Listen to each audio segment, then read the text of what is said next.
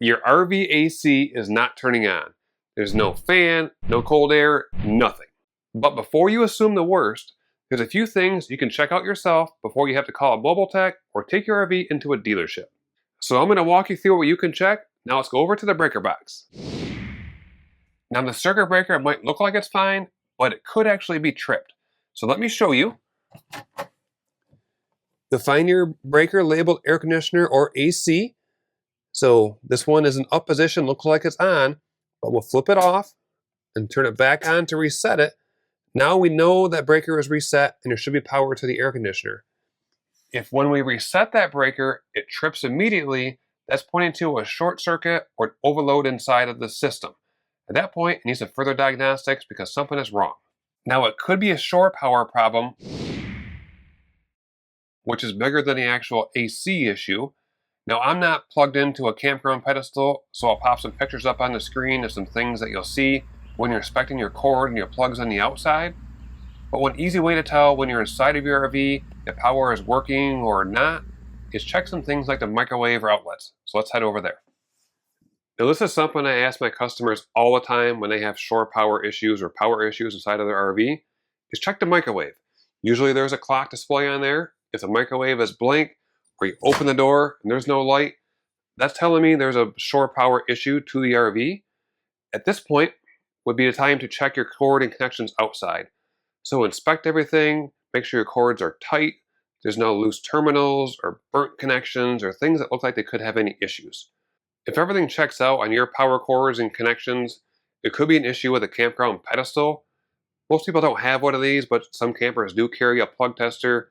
If you don't, the campground you're staying at should have one of those, or a maintenance guy would have one. That way they can check out the power pedestal to verify there's proper power coming to your RV cord. Now let me go show you what you can check on your thermostat. Now let's test for the Thermostat Click, and this only works with the models that have the big square grill inside of the RV. That means the control box is right there at that grill where you can hear it from the inside of the RV. If you have a different model, I'll explain that in a minute. Now on your thermostat, turn it to cool. Set it to 61, it's plenty cold enough. Now listen for a click.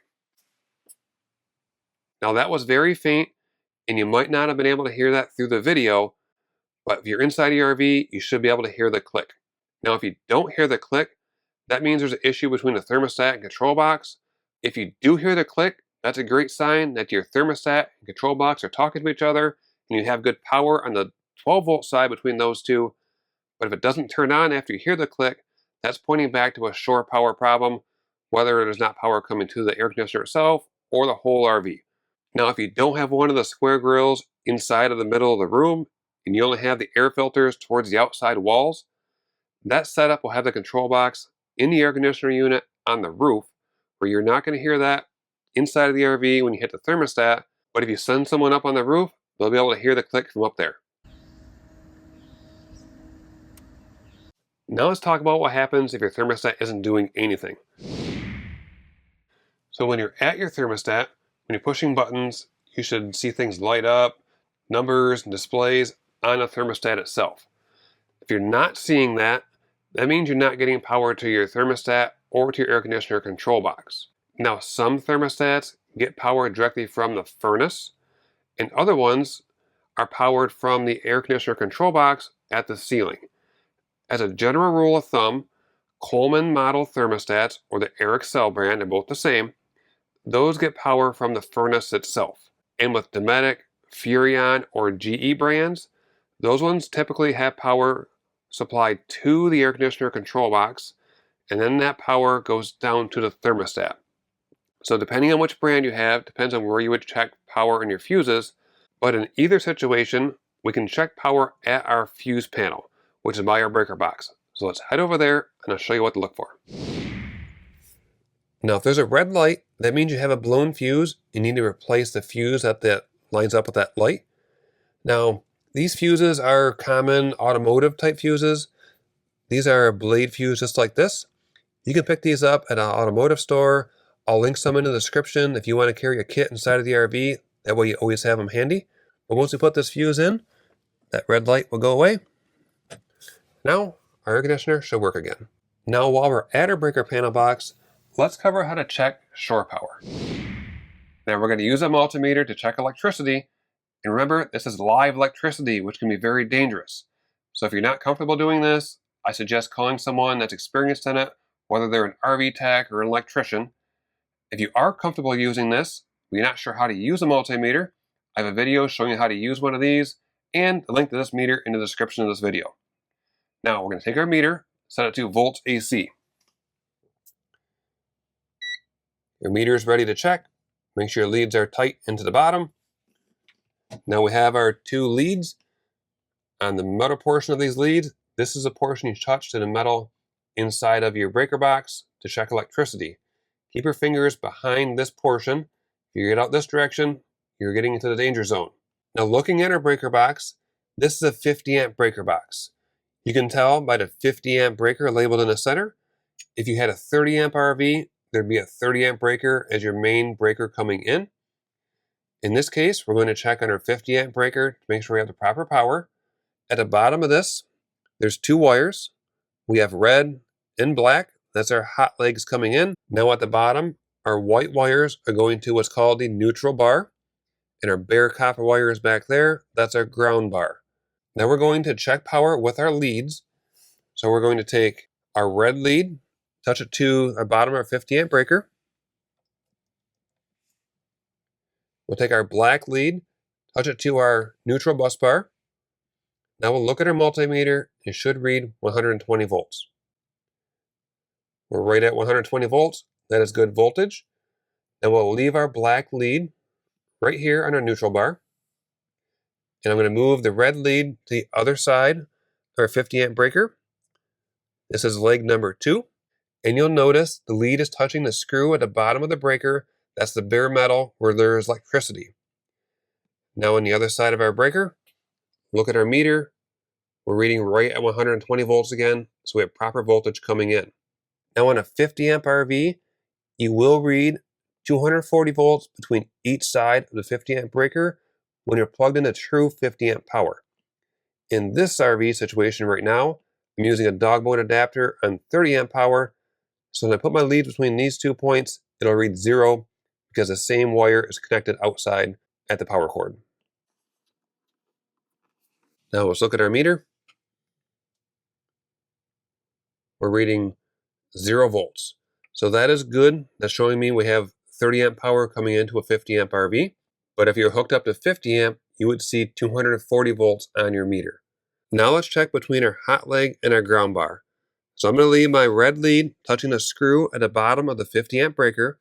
I'll take my black lead and touch anywhere on the copper bus bar or the copper wires at the bottom. Now looking at our meter, we should read 120 volts. That'll be the same if I leave my black lead on that copper wire, and if I move my red lead over to the other side of that 50 amp breaker. And just like our hot to neutral, we're reading 120 volts. Now one last thing to check to make sure power is correct, we're going to take our leads, check between our neutral and our ground. So black lead touching neutral bar right there in the metal part of the screw, and our red lead touching to the ground bar or the copper wires. Now we're reading 0.7 volts. If we were reading higher voltage, like 3 volts or more between your neutral and your ground bar, that's starting to indicate you have a loose ground connection, which could be part of your whole issue. I see that quite often. Usually, if you have a bad ground, you'll see higher voltage, like 20 or 30 volts, because the ground is not working properly in the RV. Now, if you just watch this whole section and it was way over your head, at that point, you know you should call a mobile tech out for help because they're experienced working on things like this. Now let's cover some frequently asked questions I get from customers trying to figure out their issues over the phone. So the first one is, what fuse runs a thermostat and how do I check it? So I took this off the breaker panel box, and this section going across here is the shore power side, the big breakers with the levers on them. And this section down through here, this is our 12 volt side. So you have 120 volts or 12 volt. Your 12 volt side would run your thermostat control box side. Now you look down here for a fuse labeled something that sounds like it's going to the furnace. Every RV is different, and sometimes it's a bunch of chicken scratch where you can't barely read anything. But you find something that's labeled AC, appliance, furnace, thermostat, that should be the one going to your air conditioner control box or thermostat. And if it has a red light on it, like I just showed you, that means that fuse is blown and you can change it out and it should get your appliance running again. If you put a new fuse in and it blows immediately and you get a red light again, that means there's a dead short in the system and you need some further diagnostics to find the root cause of the issue. And for the next question, what does it mean when I hear the fan running but no cold air? Well, if you turn the thermostat on to cool mode, make sure you are in cool mode, not in fan only. Also make sure your thermostat is set to auto, because if you set the fan always on in cool mode, your fan will run, but it might not be blowing cold air because your thermostat is set higher than your actual room temperature. If that is all correct and you're getting air blowing but it's not cold, that indicates there could be an issue with the control box, compressor, or capacitor. Next question, how do I check for power coming into the AC unit? I'm going to have to show you on this one. So to start off with, you go from your breaker box, the power is going to come out of your AC breaker up to the AC unit, and I'll show you where that is. Now if you have a setup like this, which has a big square grill, we'll find the AC control box and power right there. So let's pop the cover off. In this case, we'll take our screwdriver, we'll try right here in the tabs. Everyone's a little bit different. This is going to be our air conditioner control box. You see this yellow wire coming in, that's a stiffer wire, that's our shore power coming into it. And we'll have to take this control box out of here with a couple screws to access the inside to check power. So hold on.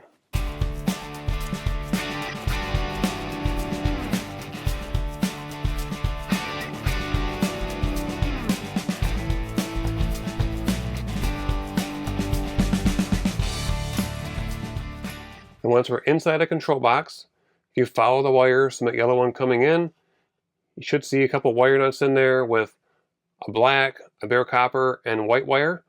We'll take our multimeter, we'll put it between our black and our white, and our black and our ground, and we should read 120 volts across those terminals. So multimeter, volts AC, I'll clip this right there. Now we'll take our two test leads, we'll put the red one with our black wire into that wire nut. We'll take our black lead, put it into our ground, make sure you're touching the metal, and look at the multimeter. It should read 120 volts. Now we'll move our black lead from our ground to our neutral. I'll have to pull this out a little bit here. Now I had to pull them out a little bit so I can access the neutral wire. So reds with the black wire, blacks with our white wire. Now we're reading 120 volts across our hot to neutral. So that's telling me we have good power into our AC control box. Now if you want to dive deeper into things like this and learn more about using a multimeter and troubleshooting inside of your RV, I did make a full comprehensive course on using a multimeter for troubleshooting and diagnostics. I'll link that course down in the description below. It goes into way more detail than the free video does that's on YouTube. Okay, I'm back to the table. I know some of the things I just showed you are very far in depth than the typical person is going to get into inside of their RV.